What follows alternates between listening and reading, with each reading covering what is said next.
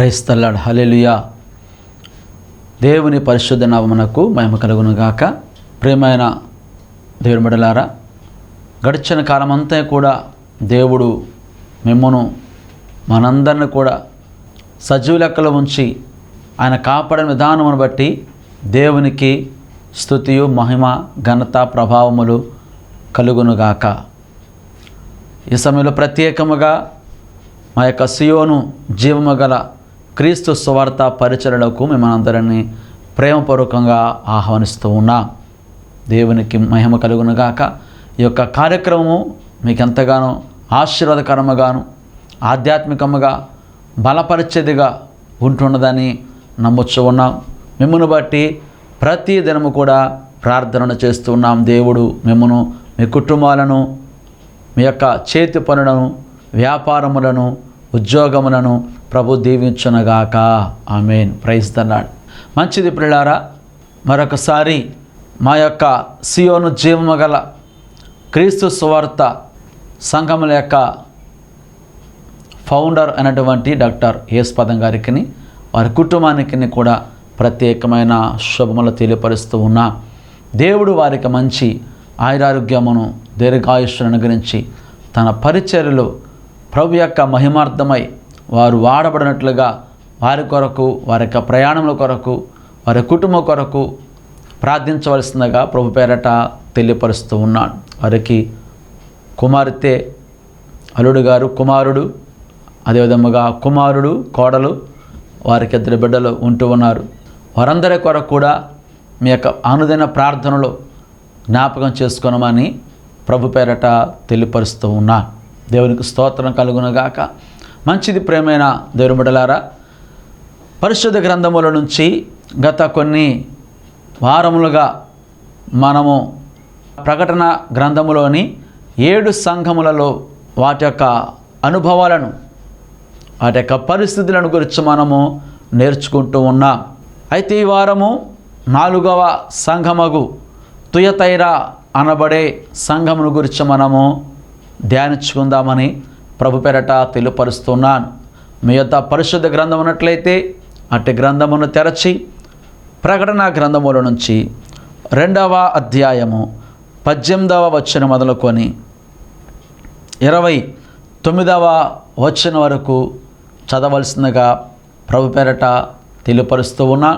ఇప్పుడైతే సమయం లేదు కాబట్టి వాటిలో ఏమైతే విషయములో దాగి ఉన్నాయో వాటిని మనము అధ్యయనం చేస్తూ ప్రభు యొక్క మహిమార్థమే జీవిస్తూ ఆయనకు ఇష్టమైన సంఘముగాను, కుటుంబముగాను, వ్యక్తులముగా మనముంటూ ప్రభు సందులో ముందుకు సాగిపోదామని ఈ సమయంలో ప్రభు పేరట తెలియపరుస్తూ ఉన్నాను.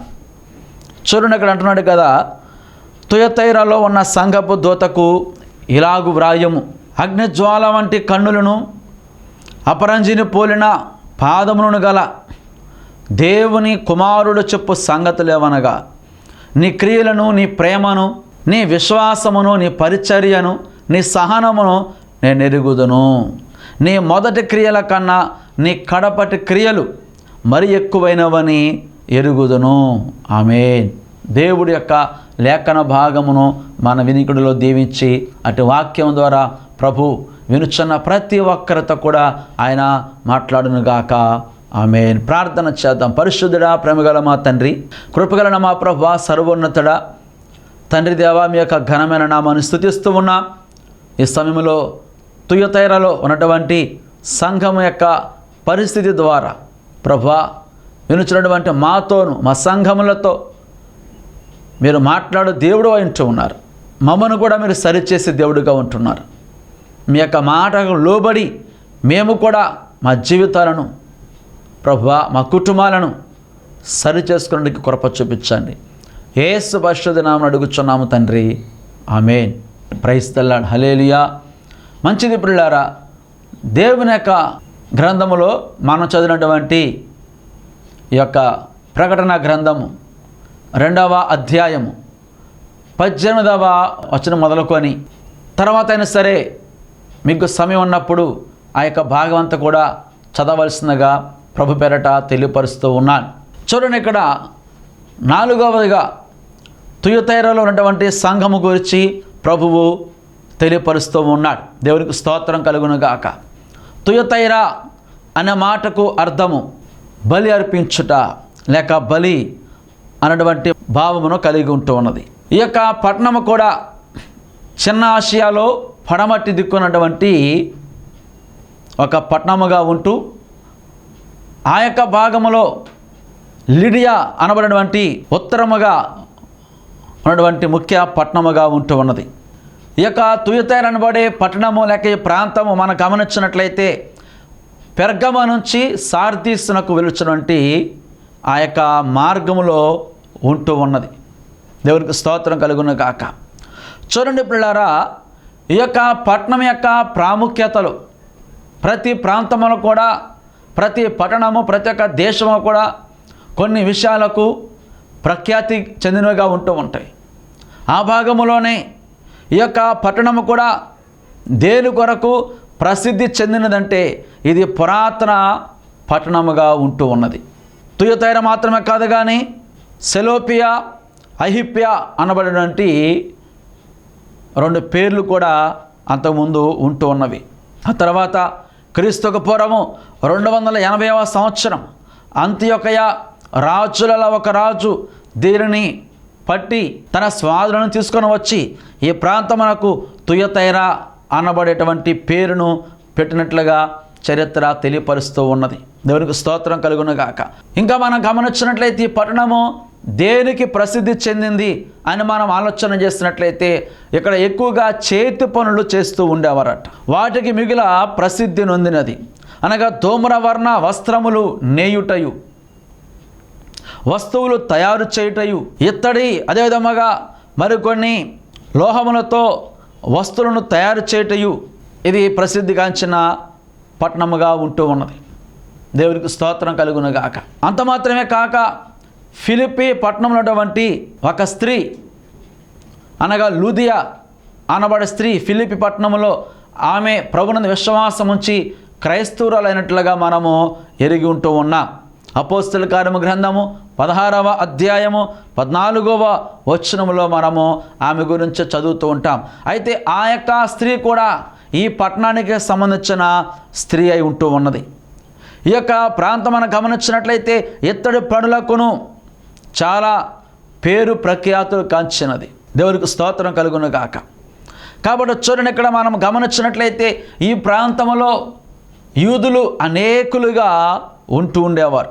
అంత మాత్రమే కాదు, ఈ ప్రాంతము అందరూ క్రైస్తవులు కాదు కాబట్టి క్రైస్తవులు అనబడేవారు కూడా ఉంటూ ఉండేవారు. మరికొంతమంది జాతుల వారు కూడా ఇక్కడ నివాసం చేస్తున్నారు కాబట్టి ఈ ప్రాంత ప్రజలకు ఎక్కువగా సోదె అడుగుట లేకపోతే సోదె చెప్పుట ఆ యొక్క పని యందు వారు ఎక్కువగా ఆసక్తి కలిగిన వారుగా ఉంటూ ఉన్నారు. ఈ యొక్క భాగం మనం గమనించినట్లయితే అపోస్తలుల కార్యముల గ్రంథము 13వ అధ్యాయము 6వ వచనాలను 19వ అధ్యాయము 15వ వచనాలను కూడా మనము చదవచ్చును. దేవునికి స్తోత్రం కలుగును గాక. కాబట్టి చూడండి, ఇక్కడ ఈ యొక్క ప్రాంతమును అకిహిసారు అనబడే పేరుతో కూడా పిలుస్తూ ఉంటారు. దేవుని యొక్క వాక్యము అక్షరార్థముగా కంటే ఆధ్యాత్మికముగా మనం ఎక్కువగా నేర్చుకుంటూ ఉంటాం. దానితో పాటుగా చరిత్ర కూడా మనము తెలుసుకున్నట ఎంతో ప్రాముఖ్యమై ఉంటూ ఉన్నది. దేవునికి స్తోత్రం కలుగును గాక. ఈ ప్రాంతంలో మనం గమనించినట్లయితే ఇతర జాతుల వారు అనగా తురుష్కులు, గ్రీకులు, యూదులు, క్రైస్తవులు అనేకులుగా ఈ యొక్క ప్రాంతములో నివాసం ఉంటూ ఉన్నారు.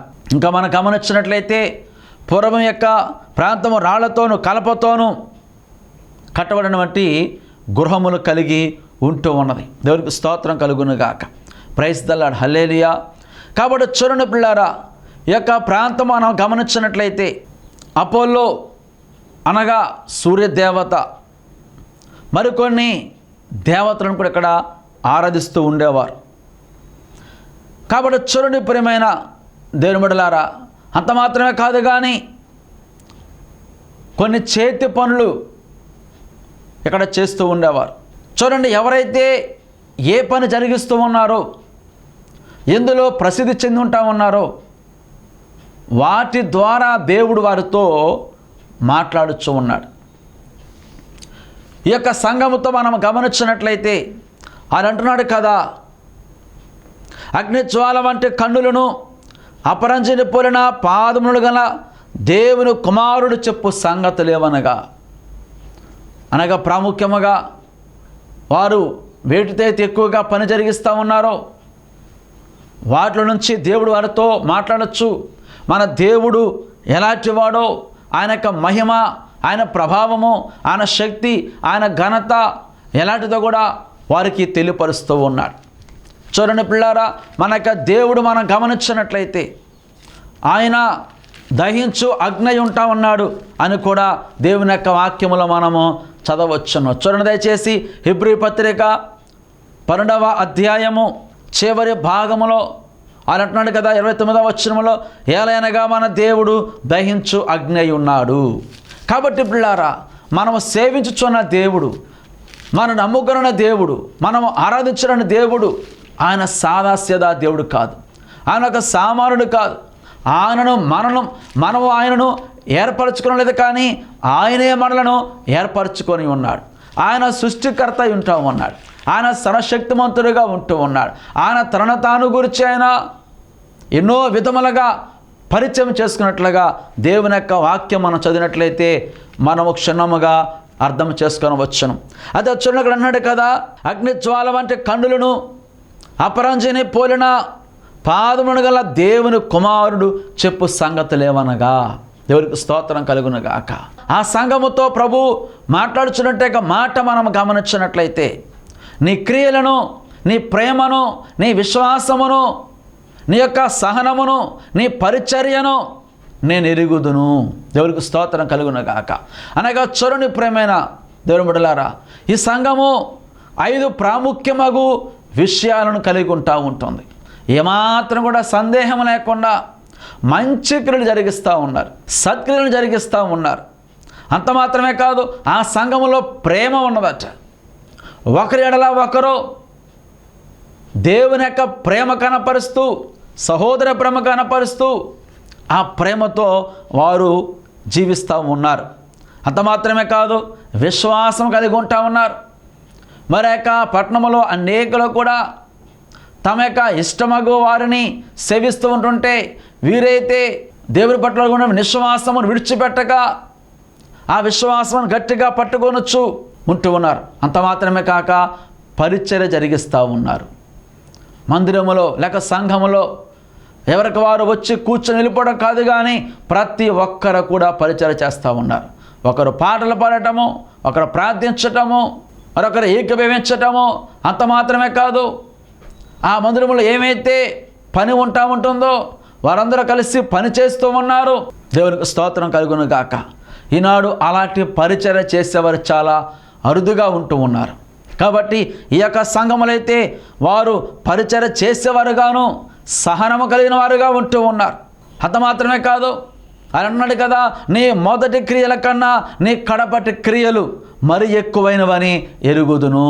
దేవునికి స్తోత్రం కలుగునగాక.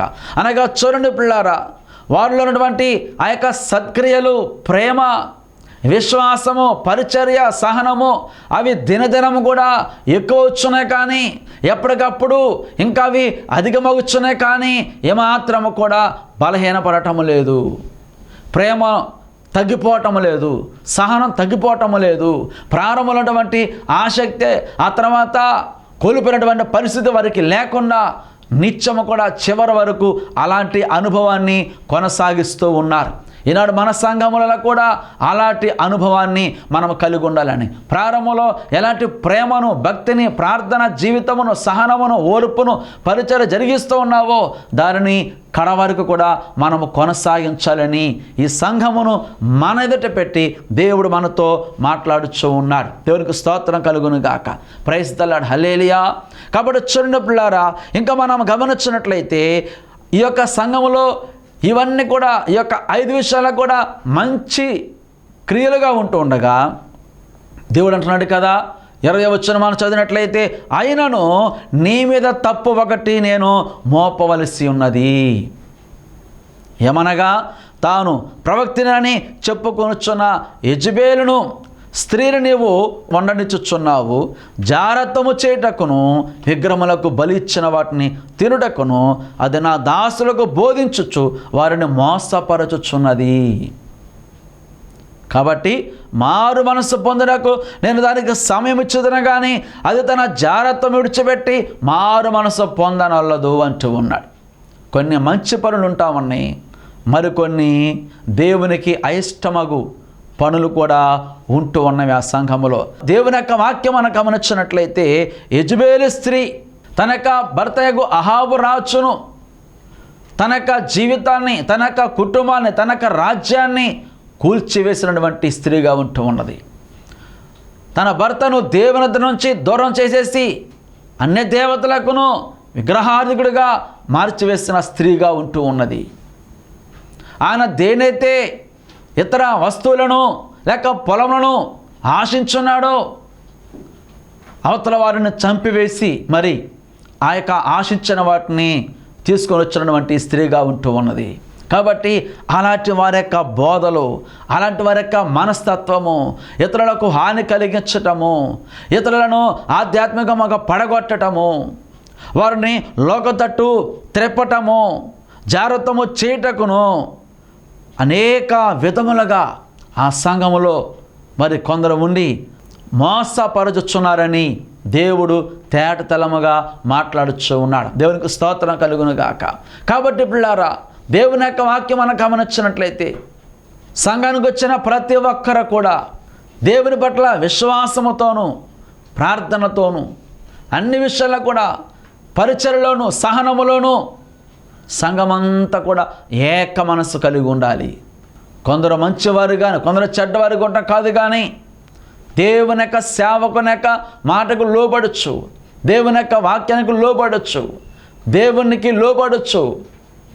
అందరూ కూడా ఒకే త్రాటి మీద నడవాలని, దేవుని యొక్క రాజ్యానికి వారసులు కావాలని, దేవునికి ఇష్టలుగా జీవించాలని ప్రభు యొక్క ఆశ ఉంటూ ఉన్నది. దేవునికి స్తోత్రం కలుగును గాక. కాబట్టి చూడండి, ఇక్కడ ఆ సంఘములో మరి తన యొక్క దాసులను తినకూడని వాటిని తినడకును, చేయకూడని పనులను చేయటకును వారిని నడిపిస్తూ మోసపరిచేదిగా ఉన్నది. కాబట్టి అలాంటివి తీసివేసుకొనమని, మారు మనసు పొందమని ప్రభు సెలవిస్తూ ఉన్నాడు. అని అన్నాడు కదా, ప్రత్యేకముగా నేను దానికి సమయం ఇచ్చుతాను, కానీ అది తన జాగ్రత్తం విడిచిపెట్టి మారు మనసు పొందనొల్లదు. చూడండి, ఎవరైతే ఒక చెడ్డ వ్యక్తి అతను అన్యాయంగా అక్రమంగా ఉంటూ అయినప్పటికీ కూడా ఆరోగ్యకరముగాను దీర్ఘాయుషుతోను సమృద్ధిగాను ఆర్థిక పరముగాను అన్ని విషయాల్లో కూడా బాగుంటున్నప్పుడు మనం అనుకుంటాం కదా, నేనైతే ప్రార్థన చేస్తున్నాను, మనమైతే దేవుని సన్నిధికి వెళ్తూ ఉన్నాము, ఇదిగో మనకైతే సమృద్ధి లేదు, మనకి ఆరోగ్యము లేదు, మనకి దీవెనకరమైన కుటుంబంగా మన కుటుంబం లేదు, అనేక సమస్యలతో మనం కొట్టుమిట్టాడుచున్నాము, ఇదిగో ఎదటి వ్యక్తి అయితే అన్యాయంగా అక్రమంగా ఉంటున్నప్పటికీ కూడా అతను క్షేమకరంగా ఉంటా ఉన్నాడు, దీవెనకరంగా ఉంటా ఉన్నాడు అని మనం అనుకుంటూ ఉంటాం. కానీ దేవుడట వారికి సమయాన్ని ఇస్తూ ఉన్నాడు. ఇంకా మారుతాడేమో, ఇంకా మారుతాడేమో, ఇప్పటికైనా మారుతాడేమో, అనేకటువంటి అవకాశములు, అనేకమైన దినములు దేవుడు వారికి ఇస్తూ ఉన్నాడు అని వాక్యం సెలవిస్తుంది కదా. దేవుడు మరి మాట్లాడగా ఆయన యొక్క మాటకు లోబడినవాడు ఎన్ని మారులు గతించునను లోబడినవాడు హఠాత్తుగా మరణించునని లేక నాశనం తన మీదకి వచ్చునని దేవుని యొక్క వాక్యం మనకి తెలియపరుస్తూ ఉన్నాడు. అన్ని తప్పిదములు ఉన్నప్పటికీ కూడా వారికి దేవుడు అవకాశం ఇస్తూ ఉన్నాడు. ఎందుకోసమంటే మారు మనస్సు పొందమని. వారికి మాత్రమే కాదు, ఇదిగో దేవుని యొక్క వాక్యం వింటున్నప్పటికీ, ఆయన సంఘములు ఉంటున్నప్పటికీ, రక్షించబడినప్పటికీ కూడా మనలో కూడా ఎన్నో దేవునికి ఆయాసకరమైనటువంటి విషయములు, మనము కూడా అనేక మారులు దేవుణ్ణి దుఃఖపరిచారముగా ఉంటూ ఉన్నాం. తినకూడని వాటిని తినచ్చు, చేయకూడని వాటిని చేస్తూ, అనకూడని మాటలు మాట్లాడచ్చు, దేవునికి వ్యతిరేకమైన పనులు చేస్తూ ఎన్నోసార్లు మనము కూడా మనకు మారు మనస్సును కోల్పోయాముగా ఉంటూ ఉన్నాం. దేవుడు అంటున్నాడు కదా, నీకు సమయం ఇస్తూ ఉన్నాను, ఎప్పటికైనా సరే మారు మనస్సు పొందుము. దేవునికి స్తోత్రం కలుగును గాక. ఎందరైతే మాటలు వినుచున్నారో నీ జీవితంలో మార్పు లేకుండా ఉంటున్నావా? ఇదిగో దేవునికి నీకు మాత్రమే తెలుసు. మనుషులకు ఎవరికి తెలియకపోవచ్చు, కుటుంబంలో ఎవరికి తెలియకపోవచ్చు, సంఘంలో ఎవరికి తెలియకపోవచ్చు, సేవకులకు తెలియకపోవచ్చు. ఇదిగో దేవుడు నీవు మాత్రమే ఎరుగున్నారు కాబట్టి మారు మనసు పొందినట్లయితే దేవుని యొక్క గొప్ప ఆశీర్వాదం పొందుకుంటూ ఉంటాం. అంత మాత్రమే కాదు, ఎంతో మనశ్శాంతిని నెమ్మదిని పొందుకుంటూ ఉంటాం. దేవునికి ఇష్టలుగా మనము జీవించగలుగుతూ ఉంటాం. దేవునికి స్తోత్రం కలుగును గాక. కాబట్టి చూడండి, ఇక్కడ ఇంకా మనం గమనించినట్లయితే ఎప్పుడైతే మారు మనసు పొందదో, ఇదిగో నేను దానిని మంచమ పట్టించి దానితో కూడా వ్యభిచరించేవారు దాని క్రియల విషయమై మారు మనసు పొందితేనే కానీ వారిని శ్రమల పాలు చేతును. చూడండి, దేవుడు ముక్కుసూటిగా మాట్లాడుచున్నాడు. ఆయన కరాఖండితముగా ఖండిస్తూ ఉన్నాడు. ఆయన బుద్ధి చెప్పుచ్చు ఉన్నాడు. ఇదిగో నేను ఇచ్చిన సమయమును ఉపయోగించుకోకుండా ఇంకా చూద్దామలే, ఇంకా సమయం ఉందలే, ఇప్పుడు కాదు రేపు కాదు అని అనుకోవడం కాదు. కానీ ఆయన వాక్యం సెలవుస్తుంది కదా, నేడే రక్షణ దినము, రేపు మనది కాదు. దేవునికి స్తోత్రం కలుగును గాక. యేసుక్రీస్తు వారి భూమి మీదకి వచ్చినప్పుడు ఆయన కూడా మారు మనసు గురించి మాత్రమే సువార్త ప్రకటించినట్లుగా సువార్తలను మనం గమనించవచ్చు. అని అన్నాడు కదా, ఇదిగో దేవునికి రాజ్యం సమీపించున్నదే, మీరు మారు మనసు పొందండి ఆయన ప్రభువారు సెలవిచ్చున్నారు. కాబట్టి పిల్లారా, ఈ సమయంలో మనము కూడా ఎవరైతే మార్పు చెందలేదో వారు మార్పు చెందవలను అని ప్రభువు ఆశపడుచు ఉన్నాడు. లేనిడల బహుశ్రమల పాలు చేతును. కొన్నిసార్లు మనకొచ్చే శ్రమలు, మనకొచ్చే శోధనలు, మనకొచ్చే సమస్యలు సాతానుని పెడుచు అనుకుంటూ ఉంటాము. కానీ కొన్నిసార్లు మన యొక్క బలహీనతలను బట్టి, మన యొక్క అవిధేయతలను బట్టి, మనటువంటి ఆ యొక్క పాపాన్ని బట్టి, దోషాన్ని బట్టి కొన్నిసార్లు శ్రమల పాలవుతున్నామేమో మనం ఒకసారి ఆలోచన చేయబద్దులమై ఉంటూ ఉన్నాము. వాటిని మన దేవునికి సన్నిధిలో ఒప్పుకుంటున్నప్పుడు దేవుడు తప్పగా మన జీవితంలో గొప్ప విడుదల కార్యము ఆయన జరిగిస్తాడని ఈ సందర్భంలో దేవుని యొక్క పక్షముగా మాట్లాడుచూ ఉన్నాను. దేవునికి స్తోత్రం కలుగును గాక. చూడండి, ఇంకా అన్నాడు కదా ఆయన, తుయతైరలో కడమవారైన మీతో అనగే బోధన అంగీకరింపగా సాతాను యొక్క ఘోరమైన సంగతులను ఎరుగమని చెప్పుకొని వారందరితో నేను చెప్పుచున్నది ఏమనగా, మీపైనే మరి ఏ భారమును పెట్టను. ఈ సంఘములో ఎవరైతే ఉంటున్నారో సాతాను యొక్క కుయుక్తులను, వాడి యొక్క ఘోరమైన సంగతులను తెలియక జీవిస్తూ ఉన్నారట. అంటే వారికి తెలియకుండానే సాతాను యొక్క క్రియలలో పాలిభాగస్తులుగా ఉంటూ ఉన్నారు. అయితే ప్రభు అన్నారు కదా, నేను మీ పైన ఏ భారము పెట్టను. మీరు వెళ్ళి ఎవరు కూడా ఏ విధముగా చెప్పనవసరం లేదు. కానీ మీరు మారు మనసు పొందితే చాలు, మిమ్మల్ని మీరు సరి చేసుకుంటే చాలు. ఇదిగో సాతాను యొక్క కుయుక్తులను, సాతాను యొక్క యుక్తులను, సాతాను యొక్క శక్తులను, సాతాను యొక్క గొడవైన సంగతులను మీరు గుర్తెరిగి వాడికి దూరముగా ఉంటే చాలు. దేవునికి స్తోత్రం కలుగును గాక. ఎంత చక్కటి అవకాశము యేసయ్య మనకి ఇస్తూ ఉన్నాడో, ఎంత చక్కగా ఈ సంఘంతో మాట్లాడుచున్నాడో. అదే విధముగా ఈ యొక్క సమయంలో దేవుడు మనతో కూడా, మన సంఘముతో కూడా, వ్యక్తిగతముగా మనతో కూడా మాట్లాడుచున్నాడని సందర్భంలో దేవుని యొక్క వాక్యం ద్వారా తెలియపరుస్తూ ఉన్నాను. దేవునికి మహిమ కలుగును గాక. అంత మాత్రమే కాదు, ఆయన కోరుచున్నది ఏమిటంటే ఆ సంఘమును మీ పైన దేది కూడా భారం పెట్టనంటూ ఉన్నాడు. రెండవదిగా అన్నాడు కదా, నేను వచ్చే వరకు మీకు కలిగి ఉన్న దారిని గట్టిగా పట్టుకొనుడి. ప్రభు వచ్చినప్పుడు మన విశ్వాసమును, మన యొక్క సహనమును, మన పరిచర్యను, మన యొక్క ప్రేమను మనం కాపాడుకొనొచ్చు. దాన్ని గట్టిగా పట్టుకొనవలనని ప్రభు యొక్క ఉద్దేశమై ఉంటున్నది. ఆయన వచ్చినప్పుడు మనము విశ్వాసం కలిగి ఉండాలని ఈ సందర్భంలో దేవుని యొక్క వాక్యం ద్వారా తెలియపరుస్తున్నాడు. కాబట్టి వచ్చినప్పుడు అన్నాడు కదా, మీరు ఏమైతే కలిగి ఉంటా ఉన్నారు చివరి వరకు, అనగా నేను వచ్చే వరకు మీకు కలిగి ఉన్న దానిని గట్టిగా పట్టుకొనండి. ఈ సమయంలో మనము కూడా, నువ్వు ప్రార్థనా జీవితాన్ని కలిగి ఉంటున్నావా? విశ్వాసంతో ఉంటున్నావా? దేవుని యొక్క ప్రేమను కలిగి ఉంటున్నావా? ఓర్పు కలిగి ఉంటా ఉన్నావా? మంచి క్రియలు చేస్తూ ఉన్నావా? సహనం కలిగి ఉంటున్నావా? మనుషులను బట్టి వాటిని విడిచిపెట్టకుండా ఎన్ని శోధనలు వచ్చినా, సమస్యలు వచ్చినా సరే, నిందలు వచ్చినా సరే వాటిని విడిచిపెట్టక దేవుడు వచ్చేంత వరకు, ప్రభు వచ్చేంత వరకు కూడా గట్టిగా పట్టుకుని ఉండవలసిందిగా ప్రభు పేరట తెలియపరుస్తూ ఉన్నాను అన్నాడు కదా. ఇంకా ఆయన, నేను నా తండ్రి వలన అధికారం పొందినట్టు జయించచ్చు అంతము వరకు నా క్రియలు జాగ్రత్తగా చేయవానికి జనుల మీద అధికారం ఇచ్చేదను. ప్రైస్తలాడు, హల్లెలూయా. చూడండి పిల్లారా, మరి తండ్రి వలన ఏమైతే ప్రభువారు అధికారం కలిగి ఉంటా ఉన్నాడో, ఎవరైతే ఈ లోకాన్ని జయిస్తూ ఉంటారో, సాతాను జయిస్తూ ఉంటారో, వారందరికీ కూడా ప్రభు అట జనుల మీద అధికారము చేయడానికి ఆయన అధికారం ఇస్తూ ఉంటాడని దేవుని యొక్క వాక్యం మనకి తెలియపరుస్తున్నాడు. కన్నాడు కదా, అతడు ఇనుప దండముతున్న వారిని ఏలును, వారు కుమ్మరవాని పాత్రల వలె పగలగొట్టబడుదురు. అనగా ఈ యొక్క ప్రాంతంలో మరి ఎవరైతే ఏ పని చేస్తున్నారో ఆ పనిని చూపిస్తూ బట్టలు నేర్చేవారు కుమ్మరవారు, అదేవిధముగా వస్తువులను తయారు చేసేవారు ఉన్నారు కాబట్టి వాటిని వారి ముందు పెట్టుచు వాటిని చూపిస్తూ వాటి ద్వారా దేవుడు వారితో మాట్లాడచ్చు, వారికి బోధిస్తూ ఉన్నాడు. వారికి అర్థం కావడానికి అన్నాడు కదా, వారు కొమ్మరవానే పాత్రల వలె పగలగొట్టబడుదురు. ఎవరైతే మీ యొక్క అధికారంలో ఉంటుంటారో అలాంటి వారి గురించి మాట్లాడుతూ ఉన్నాడు. దేవునికి స్తోత్రం కలుగును గాక. మరలా అన్నాడు కదా, మరియు అతనికి వేకువ చుక్కనిచ్చేదను.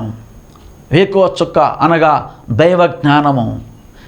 మనం గమనించినట్లయితే సాతాను యొక్క గూఢమైన సంగతులను తెలియక వారు సాతాను యొక్క పనులలో పాల్పొందుతున్నారు కాబట్టి ఇది సాతాను పైన, ఇది ఎవరి పైన, మనుషుల పైన అని గ్రహించడానికి వివేకమును దేవుని యొక్క జ్ఞానమును వారికి ఇస్తానని ప్రభువు ఆయన తెలియపరుస్తున్నాడు. ఈ సందర్భంలో మనము కూడా కొన్నిసార్లు గ్రహించలేకపోవచ్చు. ఏది సాతాను పనో ఏది మనుషుల పనో మనం గ్రహించలేకపోవచ్చు.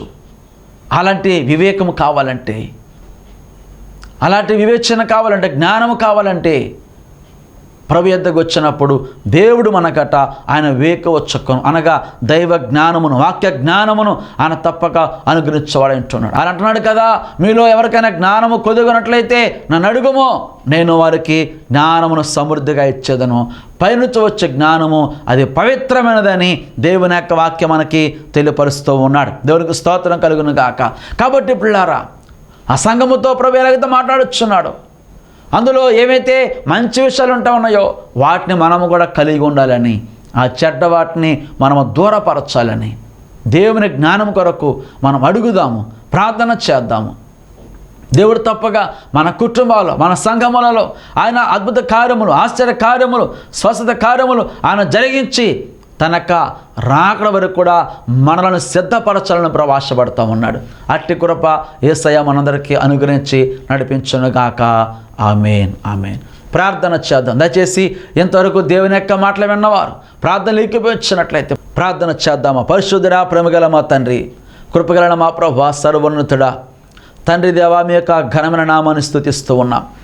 ఇదిగో ప్రభా, తుయతైరా పట్టణంలో ఉన్నటువంటి సంఘముతో మీరు ఎలాగ మాట్లాడుచున్నారు అవే మాటలు అయ్యా, అదిగో ప్రభా, అదే పరిస్థితి మా జీవితాల్లో కూడా, మా సంఘంలో కూడా కలిగి ఉన్నామేమో ప్రభువా, ఒక్కసారి జ్ఞాపకం చేసుకోరండి. ఆ సంఘం వలె మేము కూడా ప్రభువా తండ్రి నీకు స్తోత్రం నాయన, మంచి క్రియలు జరిగించేవారమ్మగా, ప్రేమను, ఓర్పును, సహనమును, పరిచర్యను, సద్క్రియలను చేసేవారమ్మగా మేము ఉండడానికి సహాయం చేయండి. మీ వాక్య జ్ఞానంతో మమ్మల్ని నింపమని ప్రార్థన చేస్తామన్నాం. సాతాను యొక్క కుయుక్తులను దేవా, వాడి యొక్క తంత్రాలను గుర్తినవరమ్మగా ఉంటూ నీ కొరకు సాక్షులుగా జీవించి కృప దయచేయండి. ఈ మాటలు ఎందరైతే వినిస్తున్నారో వారందరినీ ప్రభువా మీరు ఆశీర్వదించి వర్ధల చేయండి, వారి కుటుంబాలను దీవించండి. యేసు పరిశుద్ధ నామమున అడుగుచున్నాము తండ్రి, ఆమేన్. Praise the lord.